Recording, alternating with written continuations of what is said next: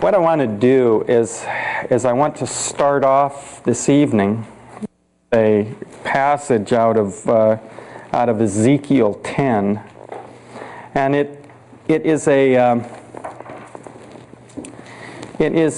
passage, a vision that Ezekiel had about literally the glory of the Lord leaving first the temple, and then Jerusalem, and then the earth. And the context is we know the vision that he had. It was the cherubim and the wheels, and so I'm not going to read the entirety of it, but you'll get the gist of the leaving of the glory of God out of Israel at the time of Ezekiel. Starting in verse 3. Actually, I'll read starting at verse 1. Then I looked, and behold, in the expanse that was over the heads of the cherubim, something like a sapphire stone in appearance, resembling a throne, appeared above them. And he spoke to the man clothed in linen and said, "Enter between the whirling wheels under the cherubim, and fill your hands with coals of fire from between the cherubim, and scatter them over the city." And he entered in my sight. Now the cherubim were standing on the right side of the temple when the man entered, and the cloud filled the inner court.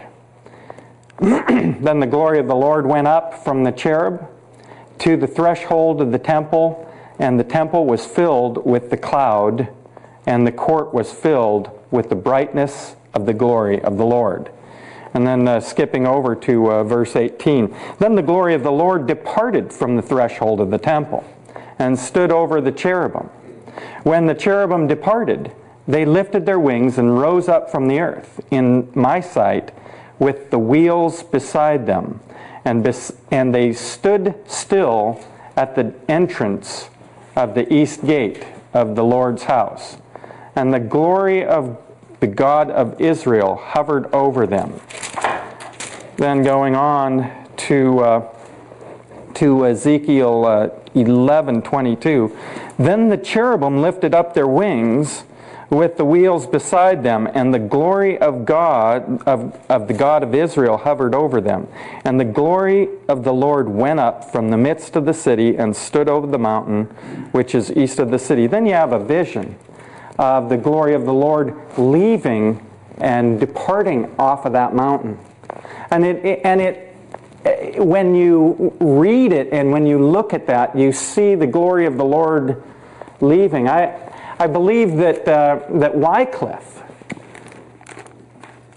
was seeing the same thing in the church, or saw the same thing in the church, and that's why he made the statement that the first 1,000 years God was with the church, and departed, and every pope since then was the Antichrist. And I think that he saw this. He saw this vision that Ezekiel had in regard to the glory of the Lord leaving Jerusalem and leaving Israel, and he should I say paralleled it to what was going on in the church, and that the church was about due also.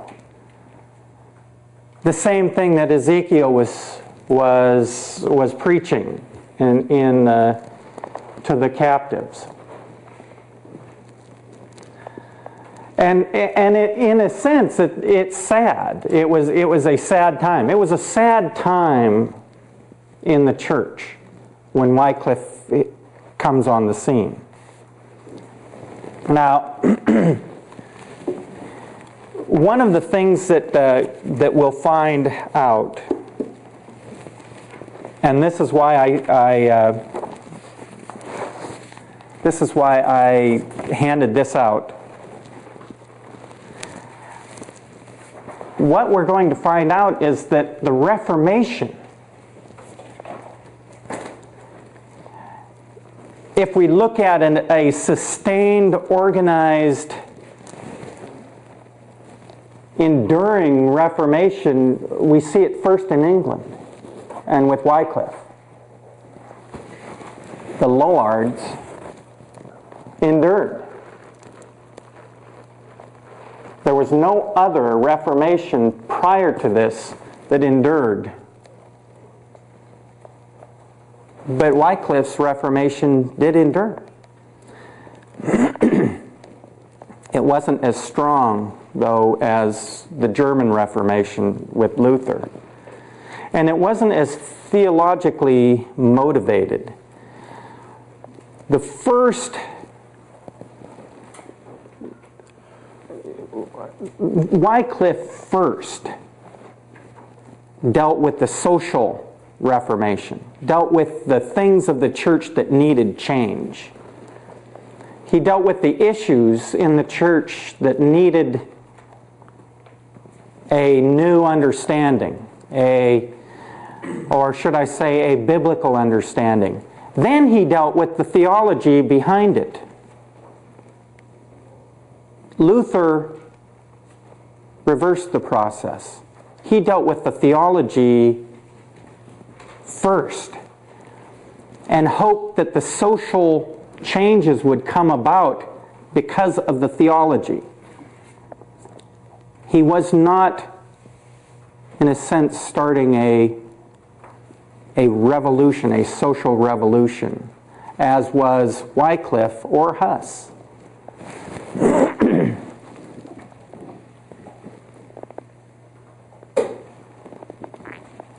So the theology of Wycliffe was coming out incidentally. It was coming out over time. Wycliffe had said many things prior to his hermeneutical reforms, his reforms in regard to the Scripture. But they came out. He had a gradual realization of the supreme authority of Scripture. In a sense, his Augustinian perspective of predestination and his use of predestination to question the activity of the church in Rome automatically brought him to Scripture, automatically made him to elevate the authority of Scripture over that of the church.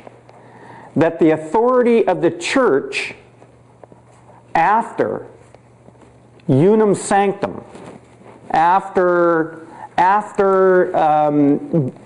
Boniface had declared unum sanctum, needed curbing. And he wasn't alone. He didn't work out of a void. He was not alone. There were people prior to that saying the same thing. If I can find the quote.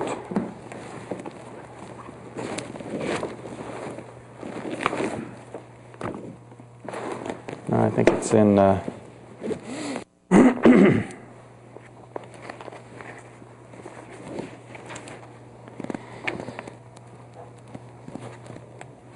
Marsilius, at the time of Boniface, argued that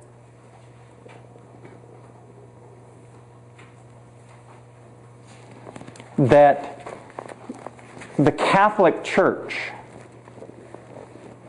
was those who were predestined according to God's choice and not the choice of the church.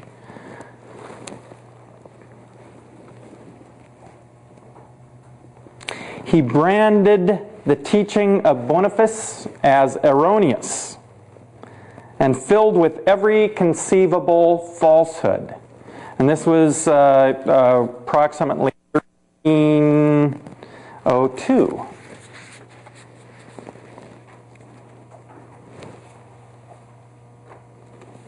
By the way,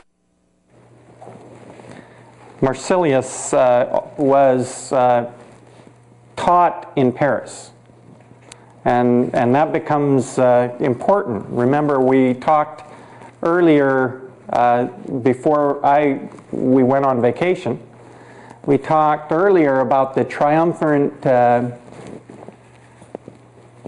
universities, Oxford, Paris, and Prague.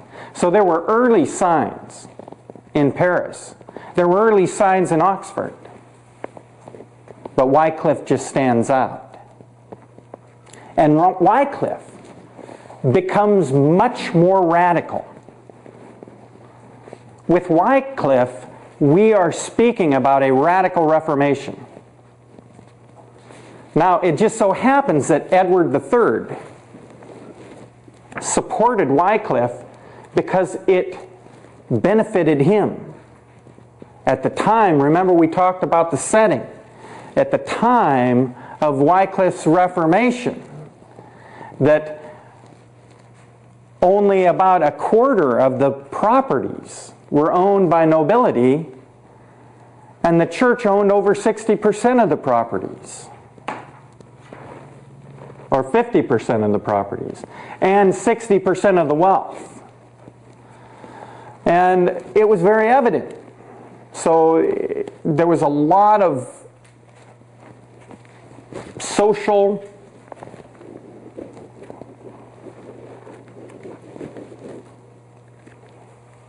indulgence taking place in the church. And so it behooved the nobility of England. The continent never really did take England seriously. Rome never took England seriously.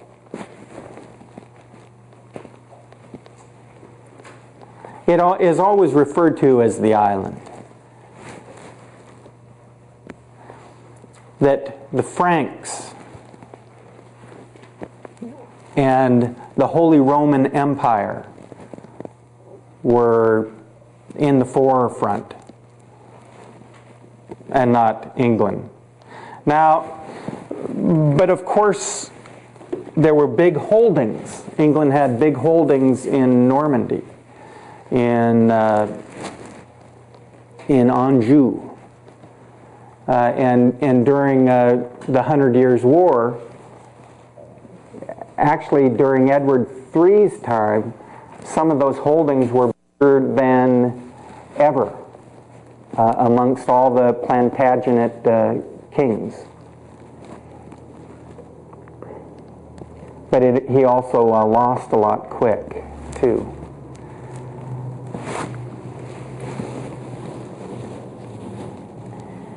Secondly, Wycliffe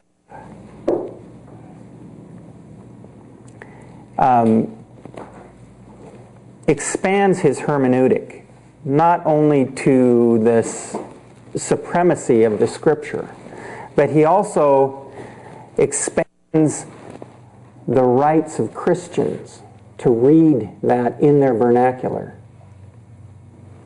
And this becomes very potent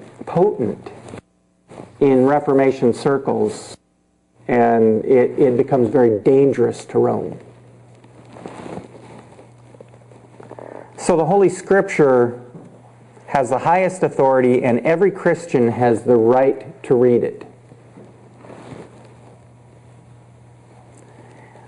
That the knowledge of the Bible alone was essential, and failure to know it was failure to know Christ.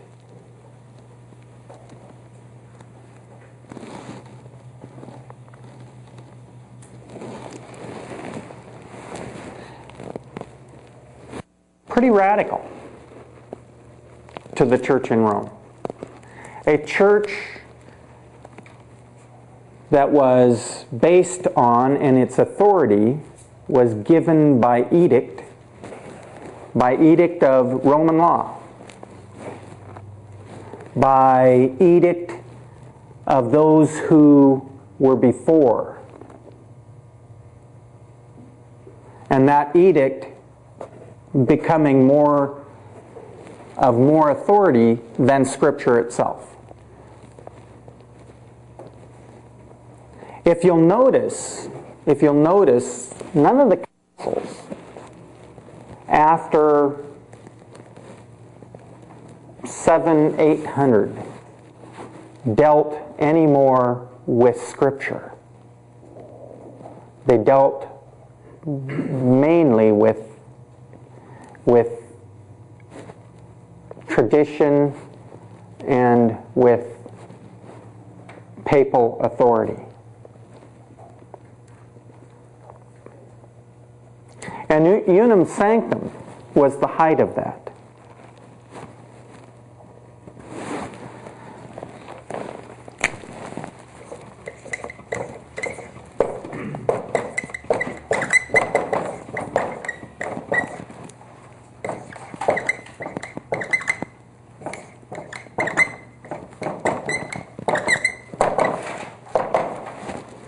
That translated the Catholic Church, the universal church, into not those elect.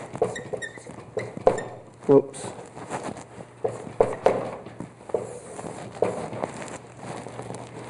But to those who were under the authority of Rome and the Roman pontiff.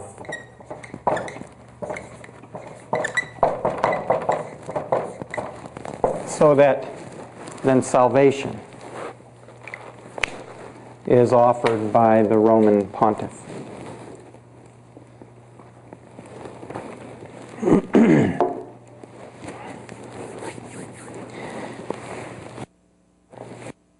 Because I feel that because of nominalism, and remember nominalism defined by Occam, William of Occam, that we really don't know, we really can't know. It's in name only. There was a tolerance for the Augustinian Orthodox movement that was taking place, as long as it kept unum sanctum intact. You can work within the body of theology, but it cannot be applied to Rome. You can work within the confines, or excuse me, and I don't want to say confines, I want to say the foundation of Scripture and theology, as long as it doesn't impact the polity of church.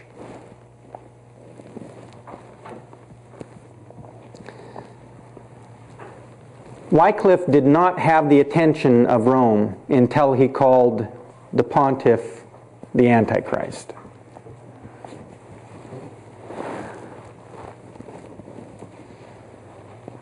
In fact, they had even looked at his teaching prior and declared that, oh, there's no error here. He's okay. Because he had not yet come out rabidly in regard to papal authority. And as soon as he enters into that realm, then he becomes the heretic. Now, until 1377,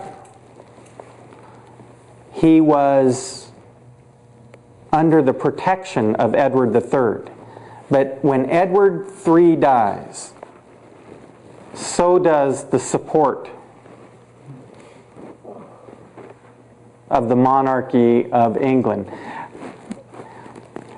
That tells us one other thing about England. The monarchs of England did have their own mind. And they felt that they were really the head of the church in England, even though they had not declared so. They felt that they were the head of the church in England. John was under ban for 8 years. And England found that nothing happened to them while they were under the ban. They still lived. They still carried on. John himself made his own hierarchy of church while he was under the ban. Funerals went on even though they were anathema, so to speak.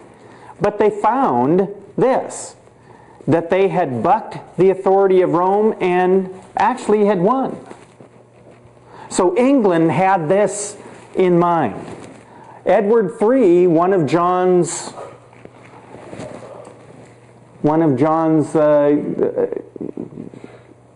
ladders in the Plantagenet lineage, knew that very well. So did every king of England, even to Henry VIII. The problem with England is that the church flowed the way of the monarchy. And the monarchy was not well established theologically. Was not, should I say, dyed-in-the-wall reformers. Maybe Elizabeth was, but that was a life and death situation for her. So we find England a battleground. And as the Reformation goes on, what we find is that the Reformation is pretty much squelched in the continent, and the new arena for Rome and Protestantism is England and Scotland. And as England and Scotland goes, so goes the Reformation. And that's one of the problems that we have in the United States. What we inherited from England is our problems. We have English baggage. We don't know whether we're Catholic or we don't know whether we're Protestant. And that's an issue. And so we have a little bit of everything. I find that amongst Lutheran circles in the United States, especially the Missouri Synod, with confessionalism, I find that confessionalism is so similar to papism that it's sickening. But that is the baggage not from Germany. And I want to emphasize that. That is the baggage from England. That is the Catholic baggage that we inherited from England. And so the Missouri Synod Church is disposed of carrying that baggage from England and from the monarchy that didn't know whether it was friend or foe, didn't know whether it was Protestant or Catholic. And so the battleground is England. And yet the true Reformation takes place on the continent. The true Reformation does not take place in England. It doesn't know what it belongs to. It doesn't know what it is. And consequently, nor does the United States. We do have enclaves in the United States of true Reformation.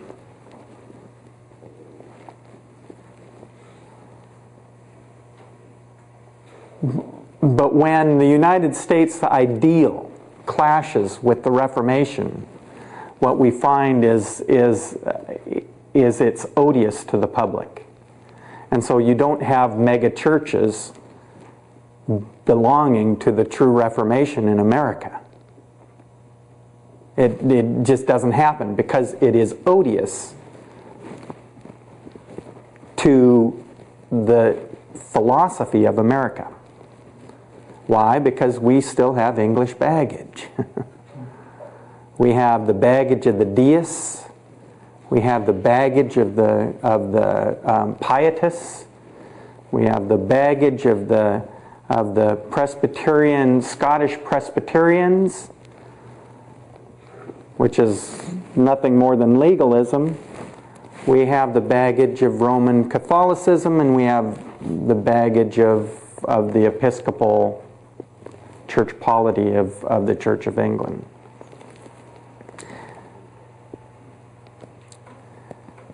And our philosophers are Hume, Sartre, and all the radical humanists. And so our radical humanism doesn't set well with German Lutheran theology or with Genevan Calvinistic theology. It just does not set well. It's in opposition. So we adopt a form of semi-Pelagianism called Wesleyan Arminianism, because we want to elevate man into a higher state. Now, if you will take note, all of these reformers, every reformer, is of the Augustinian camp. And there is not one reformer prior to 1600 that is not of the Augustinian camp.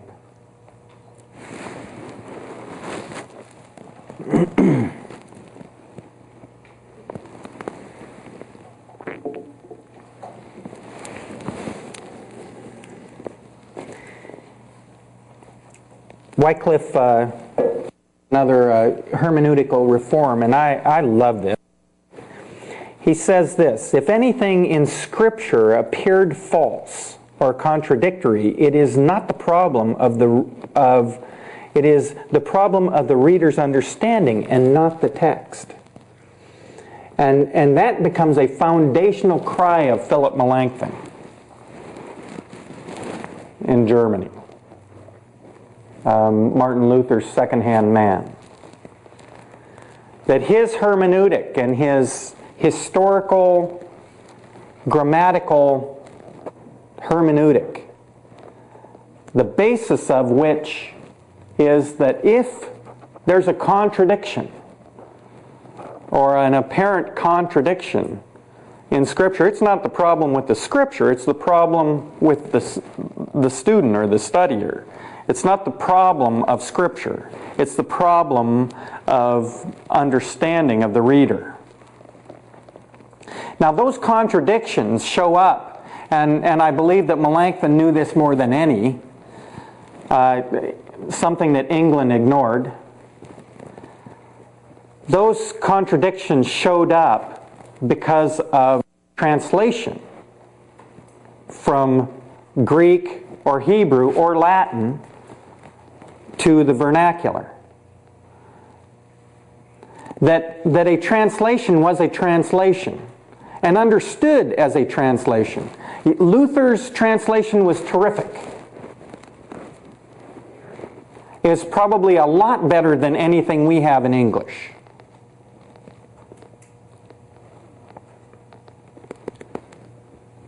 But that the translation itself rendered those apparent contradictions, but not in the Greek text. I find exegetically that those are not there.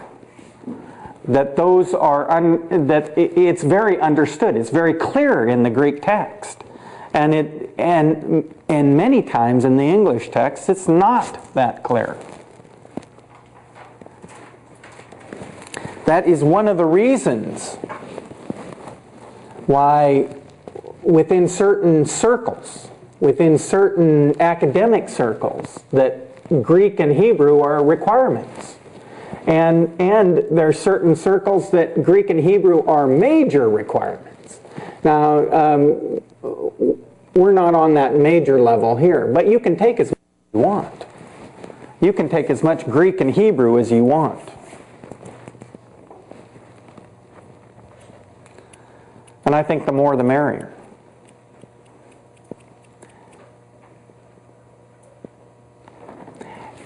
I guess in a sense it's kind of like foreign oil, isn't it? Your dependence on foreign oil makes you vulnerable. Well, your dependence on English text makes you vulnerable. And this is something that Wycliffe understood, even though he probably had an incredible, if we were to have it, an incredible English translation of Scriptures.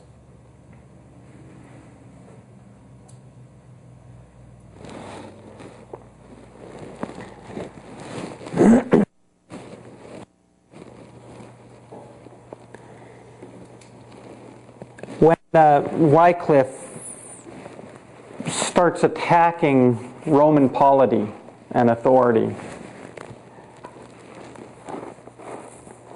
Rome responds. But Rome doesn't respond well, and the reason is because of the Great Schism. Now, that was 3 popes that had full authority. 2 in Rome, actually 1 in Pisa and 1 in Rome, and 1 in Avignon. And so at the time, there was a problem with jurisdiction and with unum sanctum. That which of these was the true Roman pontiff? So who was going to respond? And where does salvation lie? Which 3? Which one of the 3? Unum sanctum means 1. And Boniface was talking about church unity, but he was talking about church unity as he is the head. Wycliffe was talking about church unity. Huss was talking about church unity. But they weren't referring to the pontiff as the head of the church, but that Jesus Christ was the head of the church. And that the Scripture was the authority of the church.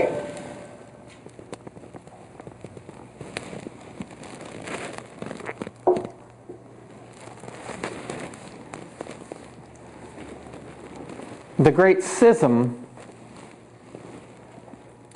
prevented Rome from being able to respond to Wycliffe. So they really didn't know how to respond to Wycliffe because there were 3 churches. They did not know whose jurisdiction Wycliffe would fall in. Was it Avignon? Was it Rome? Was it Pisa? So, after Wycliffe's death,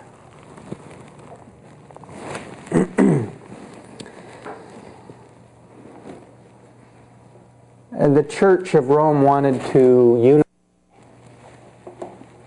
and they held council at Constance. And the Council of Constance dealt with 3 major things.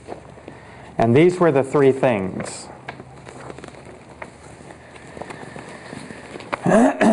to bring unity back to the church, to make an end of the schism, which had divided the church since 1378, and which the council held at Pisa in 1409, had not healed but rather aggravated when it elected Alexander V as the third pope. When the Council of Constance opened, Christians owed obedience to three different popes. Some owed obedience to Gregory XII of the Roman party, others to Benedict XIII of the Avignon party, and others to John XXIII of Pisa, who had been elected after the death of Alexander V. John XXIII and Benedict XIII were deposed by council. Gregory XII voluntarily resigned. So all three popes resigned at Constance. Two of them were deposed. Then they elected another pope. Only one pope. And that see was at Rome again. Secondly, to eradicate heresies, especially those spread by John Wycliffe in Britain and by John Huss and Jerome of Prague in Bohemia. Now it so happens that John Huss is invited to go and dispute at Constance. But he wasn't actually invited to dispute. He was actually invited to be indicted. But I want to make this clear that Sigismund, who was the Holy Roman Emperor, had invited John Huss. and he had given him guarantee of safety. And in 1414, after John XXIII was deposed, he fled, fearing his life. And he was the pope that Sigismund had more or less supported. Sigismund left. He removed himself, and they seized John Huss.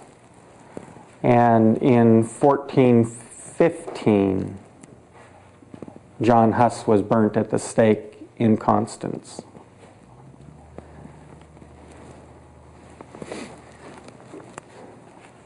And a year later, in 1416, his student, then professor at Prague, Jerome of Prague, is burnt at the same spot.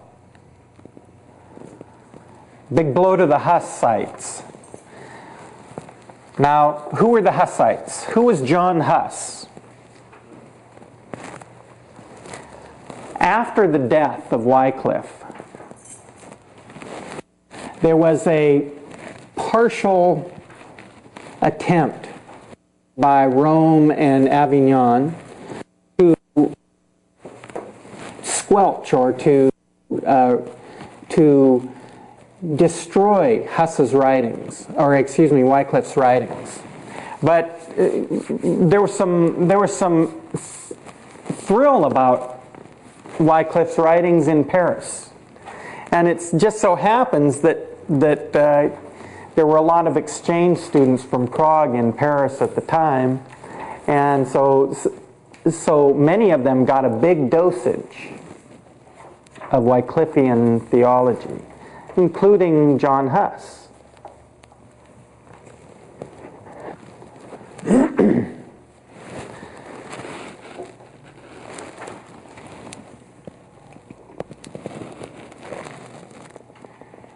There is something else to be said about Bavaria,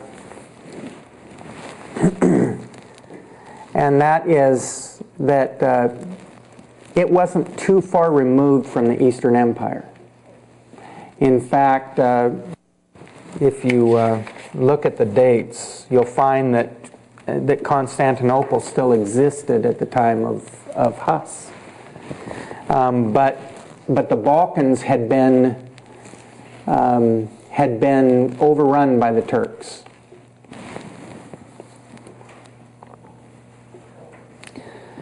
Kosovo falls in 1389. But Constantinople doesn't fall to the Turks until May 29th, 1453. But Constantinople cannot protect or keep safe from the Turks Bohemia, or Bavaria, Bohemia, I'm sorry, Bohemia, Czechoslovakia. So,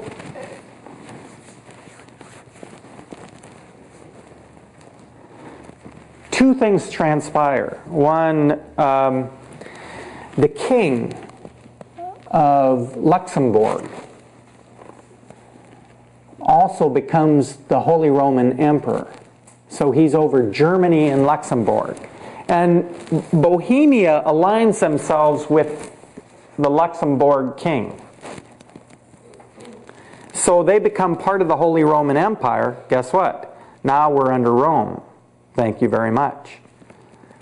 But there was a couple of things going on because of the Turkish invasions. And that was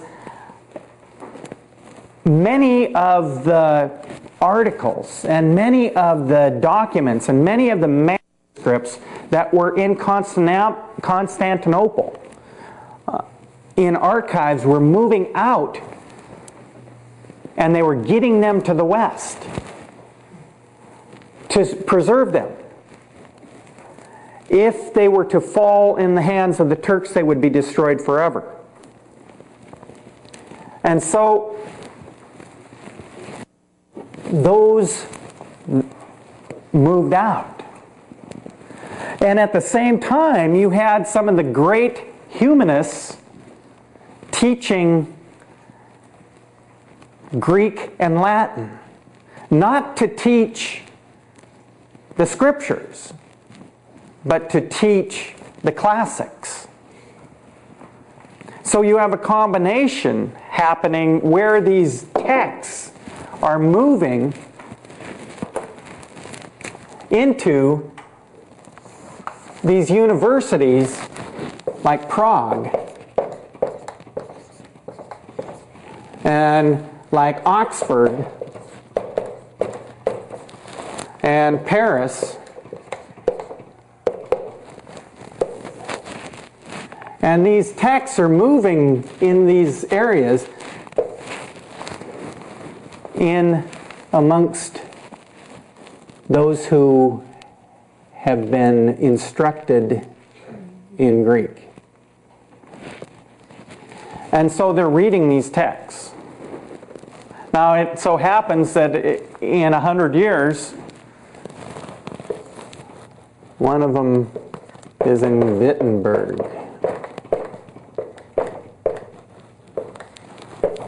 Martin Luther.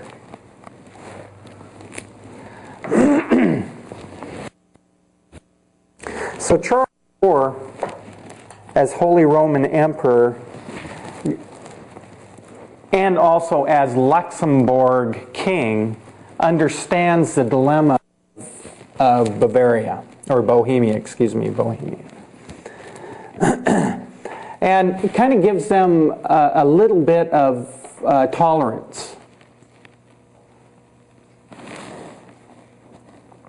And so groups of reformers are massing in the East, so to speak.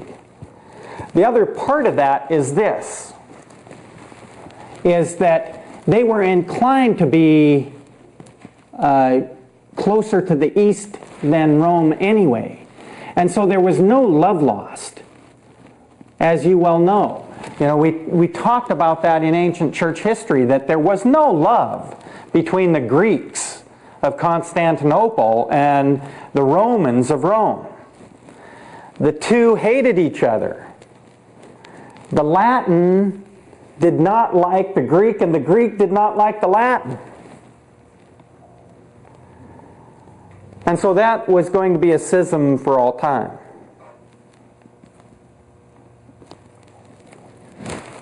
And remember, that happened very early. That happened in Nicaea, prior to Nicaea. And we saw that occurring. Well, it hasn't gone away.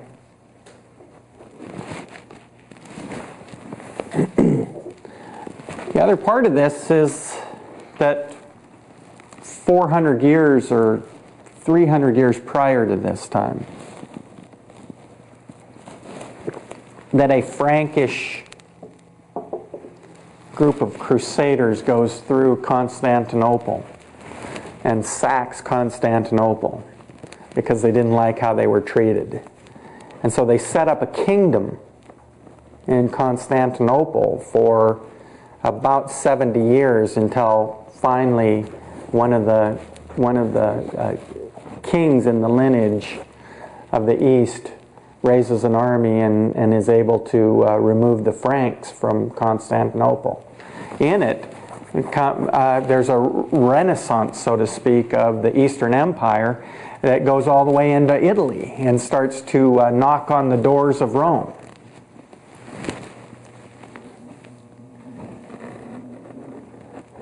So there was no love lost between the East and the West. And Bohemia found itself caught between, but certainly not in the camp of Rome. What that did was that made it easy for the reformers of Czechoslovakia to make comment. It also made it easy for the reformers of Czechoslovakia, for the reformers at Prague University, to have support from the bishops, because they too were Bohemian. And they were accepted from the East as bishops. Not all were deposed. Some of them remained. So there was, even though they be Catholic, even though they be Roman Catholic, they also were tolerant. Their sympathies lied with the East. Now, I think that that's very pertinent because when the Holy Roman Empire, when the kingdoms of Luxembourg and Bohemia fall within the Holy Roman Empire, gee, guess what the Holy Roman Empire becomes? Germany. In fact, Charles V, who is the grandson of Charles IV, is the one who fights with the Smalcald League and fights against the Wittenbergers, the Luther and Melanchthon.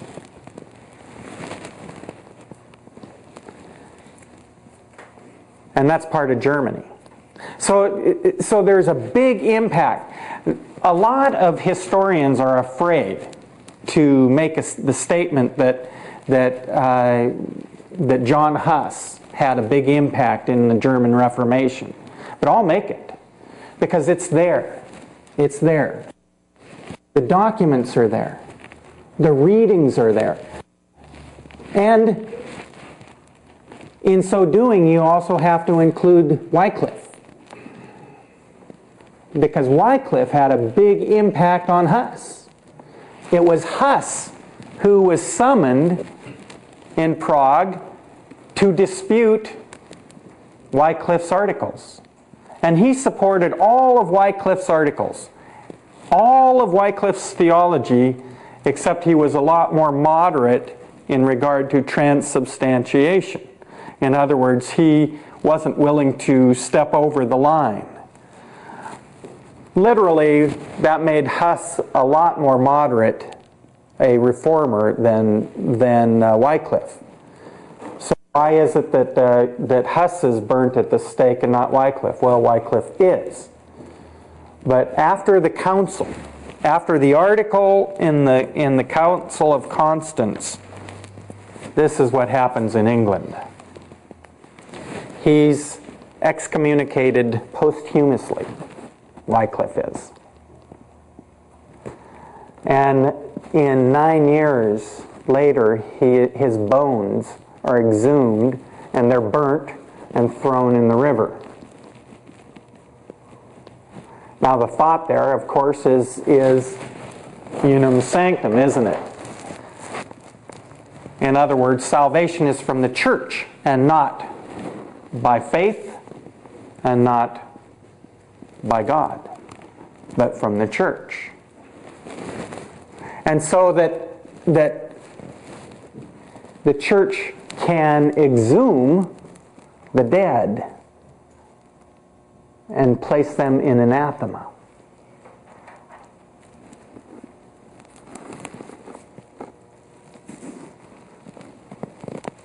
It becomes a far cry from biblical orthodoxy. But that was the historical orthodoxy of the time. Remember, we made a distinction between historical orthodoxy and biblical orthodoxy. These reformers are not orthodox historically. They are orthodox biblically, but not historically. The orthodoxy of the day was nothing to do with Scripture. It was everything to do with the authority of the church. And every theological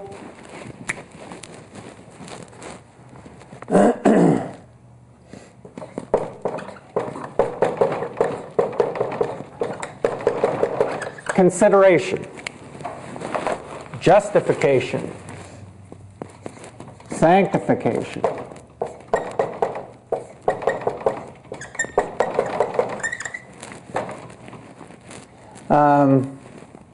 which is salvation.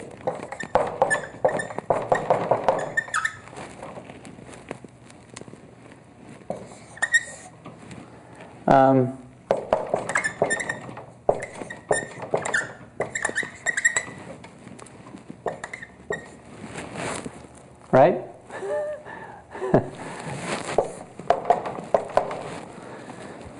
Persona of Christ.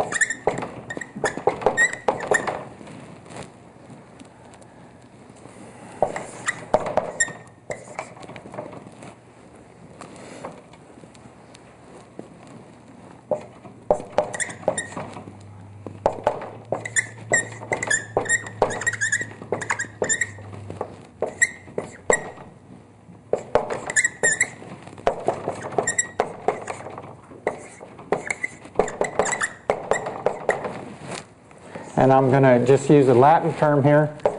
Patris, the Father. Historical orthodoxy.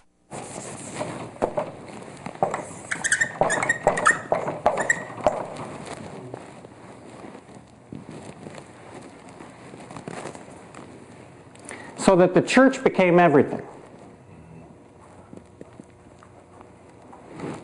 And that every theological treatment was always under the authority of the church. And that man, and I guess this is where the reformers brought in humanism. That man himself was under specific and strict authority of the church and was not an individual. That salvation was through the collective body. So that if you were part of the body, you were saved. If you were not part of the body, you were not saved. That the church universal had become the church militant, or the church visible. That there was no invisible church. And so individual is lost in church. And so humanism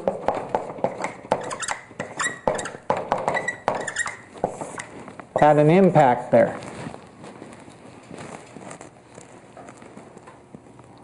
Humanism has a big impact there. Because by the time you get to Martin Luther, that there becomes no one between God and man. And man not over in authority of the universal church. Now, when John Huss, wrong book,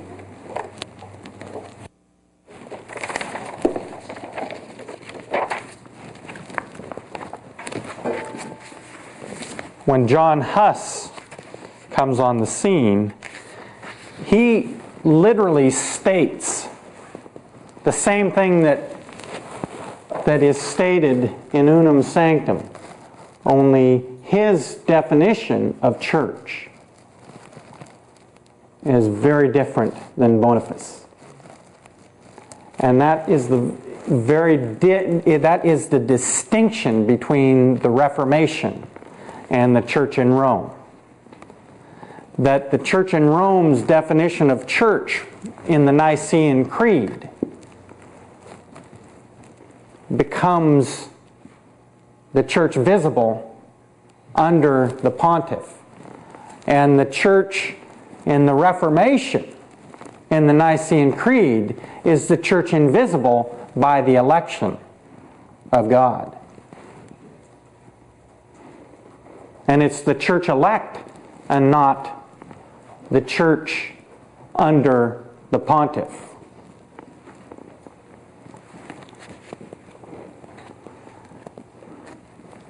So the Reformation